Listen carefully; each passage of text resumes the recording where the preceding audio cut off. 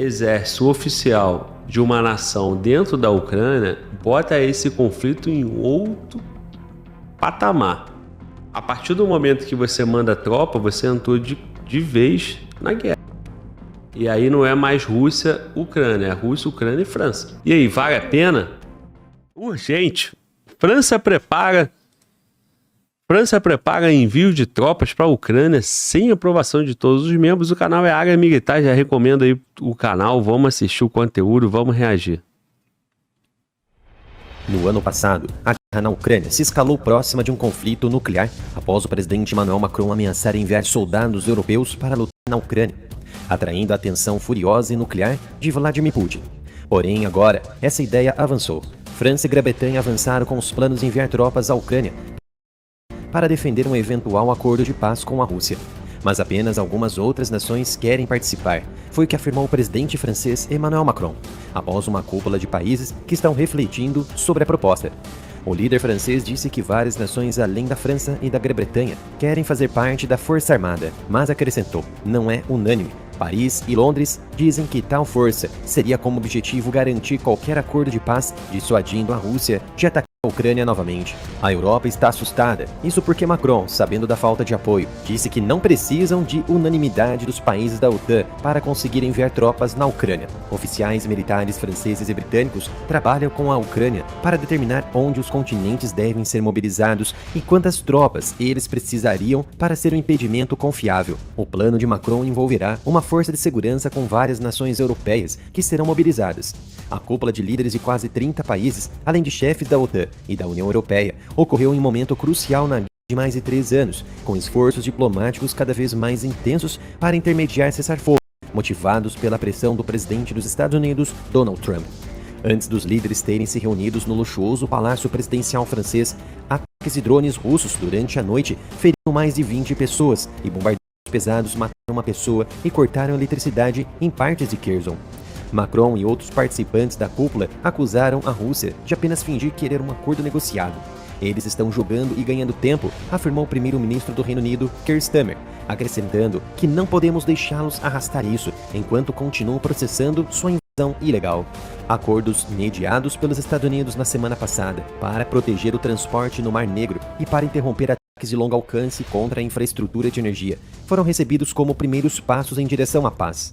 Mas Ucrânia e Rússia discordaram sobre os detalhes e acusaram uma a outra de violações do acordo, prenunciando um longo e contencioso processo pela frente. Um dos motivos pelos quais alguns países europeus estão hesitando em uma possível mobilização na Ucrânia é porque não está claro se Trump apoiaria tal contingente com poder aéreo e outra assistência militar. Isso exigirá o engajamento e o apoio dos Estados Unidos. Essa é uma discussão que os líderes tiveram inúmeras vezes com o presidente americano, mas Macron sugeriu que eles podem ter que viver sem o apoio dos americanos. Segundo Macron, abre aspas. Vamos lá, antes da fala do Macron, e é curioso, né, as imagens, né, utilizadas, né? E aí? Intimida, mano, volta? Será que intimida o Putin? Pô, irmão, acho que não. Acho que não. Mas o que eu queria dizer é o seguinte, né? O tempo todo a gente fala que isso aí é uma guerra por procuração, né? Guerra proxy. Onde tem a Ucrânia e a Ucrânia está recebendo não só dinheiro, quanto estratégia, quanto generais pensando junto de outras nações, pensando junto com os generais da Ucrânia. Não. A questão é, não tem nenhum exército com bandeira de outro país lutando em solo ucraniano. O Putin fez o acordo com a Coreia do Norte. E a Coreia do Norte mandou 10 mil soldados, forças especiais, para a Rússia, para poder lutar junto com a Rússia. Agora, esse passo de colocar exército oficial de uma nação dentro da Ucrânia bota esse conflito em outro patamar, em outro nível. Para quem entende o lado da Ucrânia, o lado do Ocidente, o lado da Europa, da OTAN, vão dizer que diferença tem se tem soldado francês lutando, porque na Ucrânia, na Rússia tem soldado norte-coreano. Porém, a partir do momento que você manda tropa, você entrou de vez na guerra. E aí não é mais Rússia, Ucrânia, é Rússia, Ucrânia e França. Rússia, Ucrânia, França e Reino Unido, ou qualquer outro país. E aí, vale a pena? É o cálculo que muitos países ainda não concluíram. O Macron não tem outra saída. Ele é a liderança militar da Europa. Ele vai fazer o quê? Então, parece que a postura do Macron é: na ausência dos Estados Unidos, eu assumo o protagonismo. Agora, como que vai ficar essa guerra depois que tiver soldado francês com bandeira, exército oficial lutando? Aí não vimos ainda, nesses 3 anos, mudar para esse nível. Seja francês, seja americano, seja qualquer outro, né? Enquanto for só uma guerra com a Ucrânia, com equipamento fornecido e tal. O grande medo é o poder dissuasório, que a Rússia tem um poder dissuasório, 8.000 ogivas. Ponto. É isso. Agora, por que a Rússia pode trazer o norte-coreano? A Rússia pode porque tomou a decisão e fez. E fizeram o que contra ela? Nada?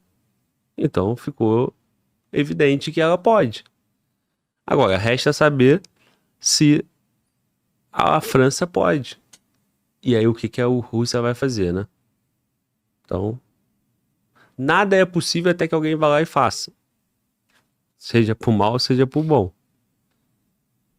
E como é que isso é tratado? Então, se vai o francês não acontece nada, vai o inglês, vai o alemão e vai qualquer outro que queira ir.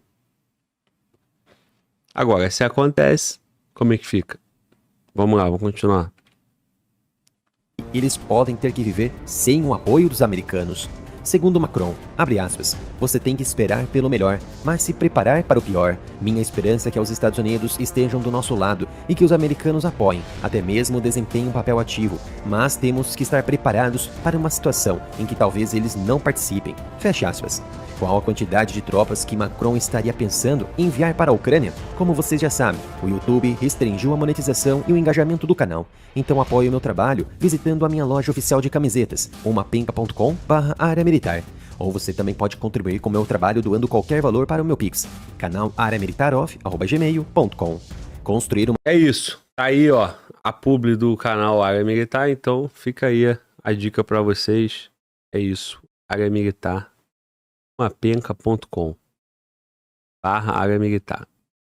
Uma força grande o suficiente para atuar como impedimento confiável. Autoridades do Reino Unido falarem possivelmente 10.000 a 30.000 soldados. Seria um esforço considerável para nações que reduziriam seus exércitos após a Guerra Fria, mas agora está se rearmando.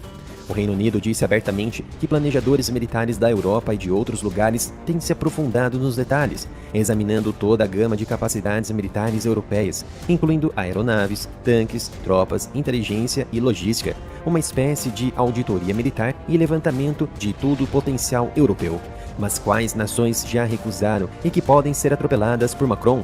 A Grécia rejeitou publicamente o envio de tropas. O primeiro-ministro Kyriakos Mitsotakis disse que essas discussões eram tanto divisivas e distraíam do objetivo de acabar com a guerra o mais rápido possível. A primeira-ministra da Itália, Giorgia Meloni, também reiterou que Roma não contribuirá com tropas para uma possível força militar a ser enviada à Ucrânia.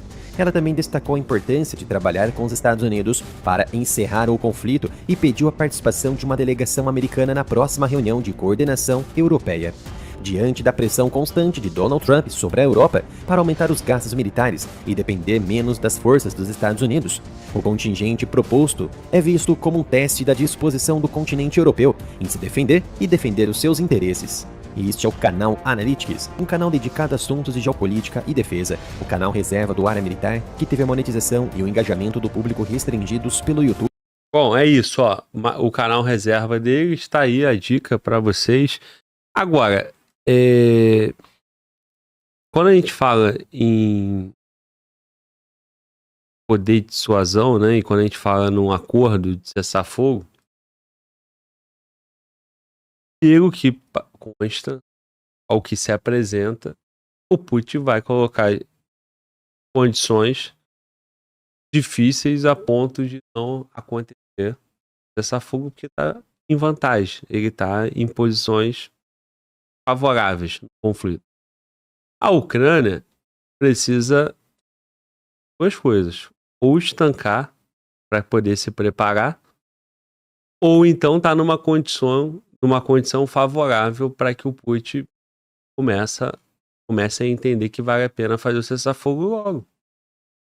No cenário atual, Estados Unidos está fazendo pressão em cima da Ucrânia, em cima da Rússia, para poder ter um cessar-fogo, parar de financiar e poder se preocupar com os interesses que o próprio Trump tem, seja a Groenlândia, seja qualquer outra coisa.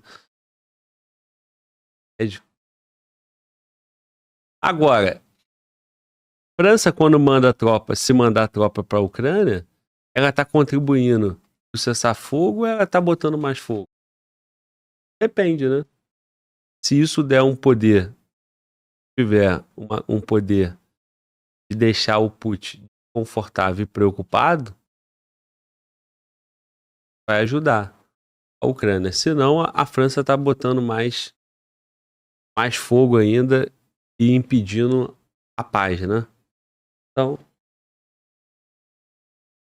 geopolítica não tem bonzinho, tem malzinho, né? Não tem amigos, tem interesse estratégico de um país ou de outro, ou de um grupo, né? Liderado por um país forte. No caso da Ucrânia, parece que a OTAN, em 2002, quis bancar a Ucrânia. E essa guerra é uma guerra por procuração dentro do território ucraniano, mas com apoio da OTAN. 2025, pós-governo Trump, aí o cenário muda. Porque se o governo Trump não vai estar junto, o que o Macron disse? Eu espero que os Estados Unidos estejam com a gente. Então, se os Estados Unidos da América estiverem com a OTAN, e comigo, França, né? No caso lá do Macron, é melhor. Mas vamos. Mas, nós temos que ter capacidade de ir e de enfrentar e de dar essa vitória para a Ucrânia, para os países daqui da Europa, sem os Estados Unidos. Se a gente não fizer isso, o Putin vai avançar e ou a gente se prepara e vai para a guerra, ou um a um vai sendo derrotado até que o Putin domina a Europa toda. Será? Bom, interpretação, narrativa de um lado, de outro, só resta a gente aqui no Brasil torcer que a gente fique bem distante desses conflitos e acompanhar os próximos passos desse tabuleiro geopolítico aí. No próximo vídeo aqui nós vamos repercutir Trump versus Irã, né? Estados Unidos versus Irã. Jovem Pan News. Trump ameaça bombardear Irã por acordo nuclear. Então, vamos lá. Agora, o ataque é o Irã. Vamos ver. E o presidente dos Estados Unidos, o Donald Trump, segue pressionando o Irã para a assinatura de um acordo nuclear. Ele concedeu uma entrevista ontem e ameaçou bombardear o país caso as negociações não avancem. Nós vamos até os Estados Unidos porque o nosso correspondente Eliseu Caetano tem mais informações sobre esse assunto. Ô Eliseu, como é que o governo iraniano recebeu essa fala do Donald Trump? Bom dia para você. Oi, Nonato. Muito bom dia para você, para Soraya e para todo mundo que acompanha o Jornal da Manhã. A gente fala ao vivo direto aqui dos Estados Unidos. Neste momento, na costa leste americana, 7 horas da manhã com 44 minutos. E a temperatura aqui no sul da Flórida, neste momento, está na casa dos 22 graus Celsius. Final de semana foi de muita chuva por aqui, mas esse é assunto para o nosso próximo link. E a segunda-feira começou, pelo menos, sem chuva, mas com temperatura baixa e friozinho por aqui, viu? Agora, indo direto à questão, à sua pergunta, Nonato, os líderes iranianos responderam a Donald Trump e responderam de maneira muito forte, como o presidente iraniano, o Massoud Pezeshkian, que declarou que o Irã não aceitará negociações diretas enquanto estiver sob sanções e ameaças militares. Aliás, o líder supremo iraniano, o Ayatollah Ali Khamenei, também respondeu. Ele afirmou que qualquer ataque americano será respondido com um golpe forte, reafirmando, portanto, a postura do país contra posturas externas. As respostas iranianas vieram depois de uma entrevista concedida pelo presidente dos Estados Unidos, Donald Trump, à rede de TV norte-americana NBC News. Ele disse o seguinte, que sem um acordo, o Irã enfrentaria bombardeios como nunca viu antes. O presidente americano também mencionou a possibilidade de impor tarifas adicionais, tarifas extras, consideradas aqui como chamadas, assim também pelo mercado, como tarifas secundárias, contra compradores de produtos iranianos, ampliando ainda mais as restrições econômicas que o país sofre. Aliás, essa declaração de Donald Trump ocorre após o Irã recusar negociações diretas com Washington, mantendo-se apenas aberto ao diálogo indireto. O presidente iraniano, o Massoud Pezeshkian, afirmou que, embora as negociações diretas tenham sido rejeitadas, abre aspas, o Irã sempre esteve envolvido em negociações indiretas e agora também o líder supremo enfatizou que as negociações indiretas podem continuar, fecha aspas. Ou seja, o Irã está aberto a negociar de maneira indireta, mas não direta com Washington, enquanto as sanções contra o país não cair. Além das ameaças militares, Trump mencionou ainda a possibilidade de impor, como eu estava dizendo, as tarifas secundárias, semelhantes que já foram aplicadas, inclusive, há cerca de 4 anos atrás, e afetaria, portanto, compradores de produtos iranianos, ampliando aí a pressão econômica sobre eles. A relação entre os dois países, para quem não acompanha, se deteriorou e significativamente desde 2018, mais ou menos, quando Trump retirou os Estados Unidos do acordo nuclear de 2015 e reimpôs sanções abrangentes ao Irã. Desde então, Teherã passou a ultrapassar os limites, digamos assim, dos acordos para o enriquecimento de urânio e intensificou também as preocupações internacionais sobre as suas intenções nucleares. Teherã também mantém negociações indiretas por meio de intermediários, como Oman, por exemplo, mas insiste que o programa nuclear deles tem fins pacíficos e que não vão ceder a pressões externas. Aliás, desde a saída dos Estados Unidos do acordo nuclear em 2018 e a reimposição dessas sanções, o Irã tem expandido o programa de enriquecimento de urânio, elevando as tensões do país com os países ocidentais. A comunidade internacional segue acompanhando de perto, Soraya, Nonato, esse desenrolar, esse aumento das tensões entre Washington e Irã. E especialistas alertam hoje que o confronto militar, ou melhor dizendo, que um confronto militar pode desestabilizar ainda mais o Oriente Médio, ampliando os riscos para a segurança global. E claro que esse assunto é um assunto de interesse mundial e a gente vai ficar de olho aqui na Jovem Pan ao longo de toda a manhã, ao longo de Bom, o que ele contou pra gente? Que tinha um acordo em 2015 e em 2018 o Trump cancelou esse acordo e voltou às sanções. Irã está sancionado fortemente desde 2018. Está sobrevivendo, está forte, está causando tumulto lá no Oriente Médio. O Irã tem um acordo, uma boa relação com Rússia, com China, Coreia do Norte. O Irã tem o braço do Hezbollah, do Hamas, Houthis, desde 2018. Aí quando chega tanto o Irã, inclusive um acordo no cessar-fogo de Rússia com a Ucrânia, o que o Putin já colocou logo como carta? Tem que tirar as sanções. Tem que desbloquear o dinheiro dos sancionados, porque dos oligarcas russos, tem que tirar as sanções. Como que eu vou aceitar um cessar-fogo? Você não me deu nada ainda. Eu tô 3 anos sobre forte sanção econômica. Eu tô no campo militar em vantagem. Por que eu vou aceitar? Você não me der nada primeiro. O Irã, idem. O Irã tá sancionado, tá enriquecendo o urânio. Por que ele vai fazer um acordo em abrir mão da força nuclear dele? Ele tem Israel, que é uma potência nuclear. Não oficial, mas é. Os Estados Unidos e Israel precisam, a todo custo, evitar que o Irã se torne também uma potência nuclear. Agora, tudo que podia ser feito de sanções já foi feito. E olha a força do Irã. Então, como é que sai dessa, né? Bom, temos mais um vídeo aqui. Negociação de acordo entre Estados Unidos e Irã passam por escalada da retórica. Diz especialista, o canal é CNN Brasil. Vamos reagir. Nós vamos ainda seguir sobre esse assunto e recebemos agora o professor de Relações Internacionais e pesquisador de Harvard, Vitélio Brustolin, já na tela conosco. Vitélio, sempre um prazer recebê-lo aqui na CNN Brasil, aqui na Dividir Tela contigo. Vou começar com essa questão envolvendo o Irã, mas depois também queria falar um pouco desta irritação, entre aspas, de Donald Trump com Vladimir Putin. Mas primeiro, falando dessa questão do Irã, como que você analisa esses movimentos que os Estados Unidos têm feito? Não é de hoje que há uma preocupação com o programa nuclear iraniano, mas o quanto há um risco real de se ter um bombardeio ou não? Ou ainda é na fase, ainda estamos na etapa da retórica de Donald Trump? Olá, Yuri, obrigado pelo convite também, é sempre um prazer conversar contigo. Olá a todos. Yuri, estamos numa escalada da retórica. Por quê? O Trump já tinha ameaçado o Irã há algumas semanas, quando os Estados Unidos passaram a atacar sozinhos os Houthis do Iêmen. Os Houthis são um grupo financiado pelo Irã. E o Trump, na época, disse que se os Houthis revidassem ou voltassem a atacar Israel, os Estados Unidos atacariam o Irã, que é a fonte de financiamento dos Houthis, do Hamas, da Jihad Islâmica na Palestina, do Hezbollah. Cerca de 70% dos recursos desses grupos, que os Estados Unidos consideram terroristas, são provenientes do Irã, Yuri.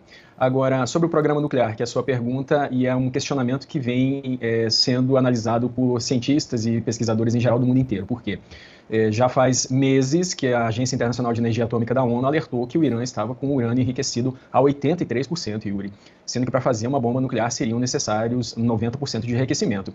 A ONU e essa agência chegaram a afirmar que o Irã já teria urânio enriquecido o suficiente para fazer 4 bombas. Outros relatórios dão conta de que o enriquecimento do urânio do Irã está acima de 60%. De qualquer forma, nenhum programa pacífico de uso de energia nuclear precisa chegar a 60% de enriquecimento. Para geração de energia, por exemplo, 20% seriam suficientes. Então, o próprio Irã já disse que se quisesse, teria uma bomba atômica, que só não tem porque não quer, e se quiser produzir, os Estados Unidos não podem impedi-lo. Então, veja o ponto a que nós chegamos. Então, o Trump realmente está dando um ultimato para o Irã. Esse ultimato ainda é indireto, não tem negociações diretas entre os dois países. Essa carta que o Trump enviou não foi diretamente para o Khamenei, mas sim para a mediação. Então, não pode imprimir, não pode impedir. E se não pode impedir, e que já tem sanção econômica. Se o Irã entende que os Estados Unidos não tem como impedir, por que ele vai recuar sem afrouxar, sem tirar o aperto da sanção econômica? Uma coisa é falar, outra coisa é conseguir chegar à solução, né? Vamos continuar o vídeo. De Oman, que é um território que está tentando mediar essas conversas entre os dois países, porque o Irã se nega a negociar diretamente com os Estados Unidos, Yuri. Pois é, e aí, Vitélio, o grande ponto é o quanto o Irã usa esse programa de enriquecimento como um fator de dissuasão, né, para proteção do seu país e do regime dos ayatolás, do atual regime teocrático, ou, na sua avaliação, de fato, o Irã, na perspectiva iraniana, claro, precisaria ter um arsenal nuclear à sua disposição para aí sim ter um poder dissuasório. Só o programa nessas condições que você colocou, tendo a capacidade de enriquecimento muito maior do que fins pacíficos, já seria suficiente para os fins de defesa do país. E depois, queria também uma avaliação tua de como fica a situação de Israel, que nunca admitiu oficialmente ter arsenal nuclear, mas que também tem esta preocupação com o avanço deste programa iraniano. Certo, eu vou começar pela dissuasão. O Irã tem uma potência de mísseis, ele é uma potência de mísseis, ele se intitula assim, eles têm mísseis como o Segil, por exemplo, que tem um alcance de 2.500 quilômetros, ou o Khaybar, com um alcance de 2.000 quilômetros, e o Irã tem cerca de 3.000 desses mísseis, ou seja, ele inclusive usou esses mísseis por 2 vezes no ano passado contra Israel, e pode usar esses mísseis contra bases dos Estados Unidos na região, porque veja só, Yuri, os Estados Unidos tradicionalmente têm 34 mil soldados no Oriente Médio, mas depois que começou a guerra entre Israel e o Hamas, esse número aumentou para mais de 40 mil, chegou a ter 43 mil num dado momento, e essas bases estão localizadas ali perto do Irã, no Iraque, por exemplo, no Kuwait, no Golfo Pérsico, em embarcações, no Bahrein, no Catar, nos Emirados Árabes Unidos, e lá no Golfo de Aden, por exemplo, onde estão atacando os Houthis, né? Então, o que o Irã não descarta é atacar bases dos Estados Unidos na região, inclusive já ameaçaram, disseram que os Estados Unidos estariam vulneráveis na região, Yuri, por conta desses mísseis. A dissuasão da arma nuclear só vem realmente com a posse dela. Então, Israel, como você cita muito bem, tem uma postura ambígua sobre o armamento nuclear. Ele não admite que tem, mas não nega também. E não é um país que não é membro do Tratado de Não Proliferação Nuclear. Então, dos 193 países da ONU, 189 assinaram o Tratado de Não Proliferação. Quem não é membro atualmente é justamente Israel, a Coreia do Norte, a Índia e o Paquistão. O Irã faz parte do Tratado de Não Proliferação, aderiu em 1970, mas aí desde 1979, quando os ayatollahs tomaram o poder, primeiro o Khomeini, agora o Khamenei, o Irã se declarou inimigo dos Estados Unidos e de Israel na região. Agora, só para finalizar, os Estados Unidos já disseram várias vezes que não podem admitir que o Irã tenha uma arma nuclear. Israel, no ano passado, quando revidou os ataques do Irã, atingiu bases e fábricas, infraestrutura para armamentos em geral, algumas que poderiam colocar essas ogivas nucleares em mísseis, poderiam ser utilizadas não exatamente a infraestrutura nuclear, mas parte que poderia integrar a colocação das ogivas nucleares nos mísseis que o Irã já tem. E outros países da região também não querem que o Irã tenha armas nucleares. A Arábia Saudita, por exemplo, que é um adversário histórico do Irã e que em 2023 teve uma aproximação diplomática mediada pela China, também não quer que o Irã tenha essas armas. Então, provavelmente, se não houver uma negociação, o que vai acontecer que a infraestrutura nuclear do Irã será sim bombardeada, Yuri. Vitélio, deixa eu aproveitar a sua presença. Pois é, eu esqueci, né? Eu citei Israel, mas não citei a Arábia Saudita, né? E aí ele fala dos países que não assinaram o acordo, né? Paquistão, Índia, Coreia do Norte e Israel, né? A galera toda aí tem bomba, né? Já tem, Paquistão tem, Israel tem também, mas não assume, né? Coreia do Norte tem? Diz aí, são 9. Eu só tô nessa dúvida. Mas você tem os 5, né? E é o Conselho de Segurança lá, né? França, Inglaterra, China, Estados Unidos, Índia, Paquistão, Israel, Coreia do Norte. Provavelmente. Alguém no chat vai falar, não sei. Mas é isso. Então, nem a Arábia Saudita quer, nem Israel quer, nem Estados Unidos quer. O Israel atacou uma base de programa de Israel recentemente, e resta saber se o Trump vai realmente o ataque para tentar destruir. Lembrando que foi falado que o Irã está com 86% de enriquecimento de urânio. Teria ter 90% para poder produzir a bomba, né? Então, certamente isso aí vai dar grande conflito ali no Oriente Médio em breve. Agora, é guerra antiga, né? Tanto é antigo que já foi falado aí. 2015 foi cessado, foi feito um acordo para tirar as sanções. 2018, Trump voltou com as sanções e de 2018 até 2025 o Irã sancionado e ainda assim faz todo esse movimento ali no Oriente Médio, causa todo esse barulho. Tem ligações e aliança com países fortes, inclusive aqui do nosso lado com a Venezuela também o Irã tem presença. Fala, mano, volta. Pelo que eu pude ver aqui, a Coreia do Norte sim possui bombas nucleares e estima-se que o país tenha um arsenal de aproximadamente 50 ogivas, dados de 2024, beleza? E tem uma capacidade de produzir 6 a 7 bombas por ano, beleza? É isso, então são os 4 complementando, né? 4 países que não assinaram, né? O acordo. 193 países assinaram, 198. Oi? 189 assinaram do total de 193.